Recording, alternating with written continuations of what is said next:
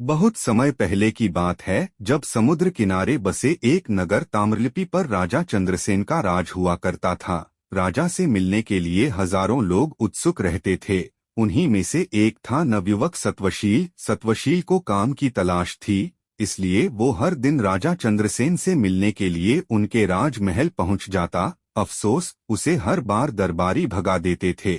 ऐसा होते होते बहुत समय गुजर गया, लेकिन लड़के ने हिम्मत नहीं हारी। वो राजमहल के साथ ही हर उस जगह पहुंच जाता जहां राजा की सवारी जाती थी। एक दिन राजा भ्रमण कर अपने सैनिकों के साथ महल की ओर लौट रहे थे।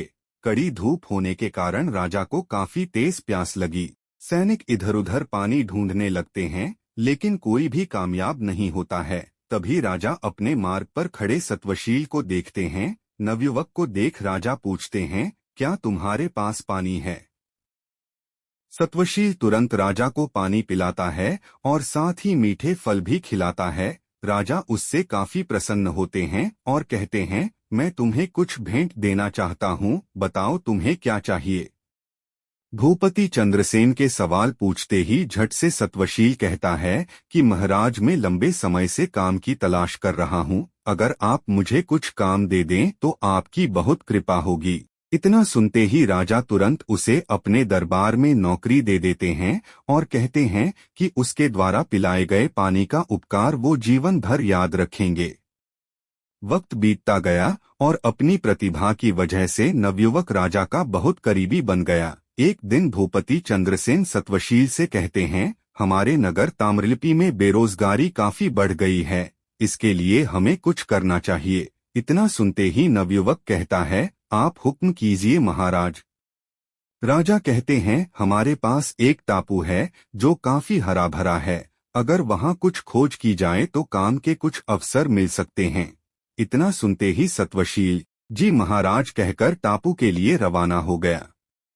समुद्र के रास्ते टापू के पास पहुंचते ही सत्वशील को पानी में तैरता हुआ एक झंडा नजर आता है। झंडे को देखते ही वो हिम्मत जुटाकर पानी में कूदता है। पानी में कूदते ही नवयुवक सत्वशील टापू की राजकुमारी के पास पहुंच जाता है, जहां वो अपनी सहेलियों और सेविकाओं के साथ गाना गा रही होती हैं। राजकुमारी को नवयुवक अपना परिचय देता है। कुछ देर बातचीत करने के बाद राजकुमारी सत्वशील को भोजन का निमंत्रण देती हैं और खाना खाने से पहले पास के ही एक तालाब में स्नान करने का आग्रह करती हैं। जैसे ही सत्वशील तालाब में नहाने के लिए उतरता है, वो ताम्रलिप्ति महल की सभा में पहुंच जाता है। एकदम सभा में सत्वशील को देख राजा चंद्रसेन चकित हो जाते हैं। वह उससे पूछते हैं, अरे तुम यहाँ कैसे? सत्वशील राजा को पूरी घटना के बारे में बताता है। सारी बातें जानने के बाद राजा भी उस टापू में जाने का फैसला लेते हैं। वहां पहुंचकर भूपति चंद्रसेन उस टापू पर जीत हासिल कर लेते हैं। ऐसा होते ही राजा चंद्रसेन को राजकुमारी उस टापू का राजा घोषित कर देती है। राजा टापू को जीतने की खुशी में वहां की पूर्व राजकुमारी और सत्वशील की शादी करवा देते हैं। इस तरह राजा चंद्रसेन सत्वशील के पानी के उपकार को चुकाते हैं। इतनी कहानी बताकर बेताल चुप हो जाता है और विक्रम से पूछता है कि राजा चंद्रसेन और सत्वशील दोनों में से सबसे बलवान कौन था।